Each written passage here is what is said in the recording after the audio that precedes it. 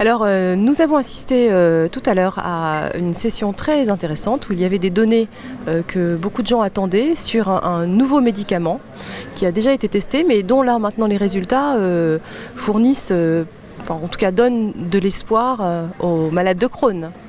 Alors clairement, là on a vécu une très très belle séance qui a d'ailleurs été bondée, il y avait des gens debout, assis par terre, enfin bon c'était incroyable.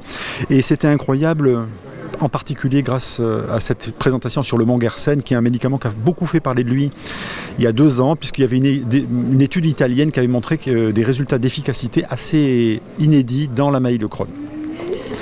Alors bon, cette étude avait été pas mal critiquée parce qu'elle avait des défauts et depuis le médicament a été racheté par une Big Pharma, par une grosse compagnie et son développement en phase 3 est actuel en Europe et aux États-Unis, mais il y a une étude qui a été faite sur la réponse endoscopique dans le maladie de Crohn en Amérique du Nord et dont les résultats ont été présentés tout à l'heure. Cette étude montre clairement que c'est un médicament qui a un effet sur la réponse endoscopique dans la maladie de Crohn.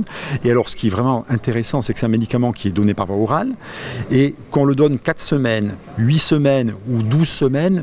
Finalement, quand on évalue les choses endoscopiquement après 12 semaines de traitement, on observe un effet significatif sur les lésions endoscopiques de départ. Donc, le message, c'est que ça confirme les premiers sentiments qu'on avait avec le Mongersen, qui devient maintenant un grand espoir thérapeutique. L'étude de phase 3 est en cours et je pense que dans 3-4 ans, on aura ces données de phase 3 et possiblement une commercialisation à la clé si les résultats se confirment à nouveau et si le profil de tolérance est également bon.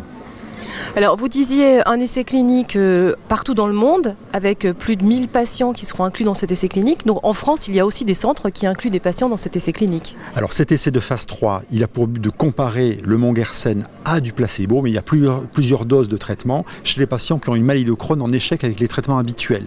Ce qui sous-entend des patients qui n'ont jamais eu d'anti-TNF, mais aussi des patients qui sont en échec avec les anti-TNF. Et il y a, à ma connaissance, une quinzaine de centres en France qui recrutent des patients dans cette étude de phase 3 avec le Mongersen, ce qui est une vraie chance pour les malades.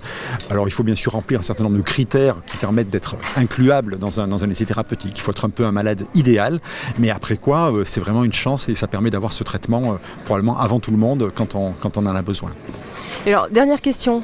Finalement, on peut être aussi tiré au sort pour avoir le placebo. Est-ce qu'à un moment donné, il y aura un accès quand même à cette molécule quand on sera dans l'essai clinique ? Alors, en effet, ces essais cliniques aujourd'hui qui passent devant des comités, des aspects réglementaires et notamment le comité de protection des personnes, mais tout est fait en sorte que si le malade finalement a le bras placebo et n'est pas amélioré à l'issue du traitement par placebo, mais enfin il y a quand même un effet placebo de 20 à 30% dans la maladie de Crohn, ça dépend quel est le critère de jugement, et bien ces malades-là ensuite auront ce qu'on appelle le traitement en ouvert, c'est-à-dire qu'ils ont la garantie d'avoir le médicament.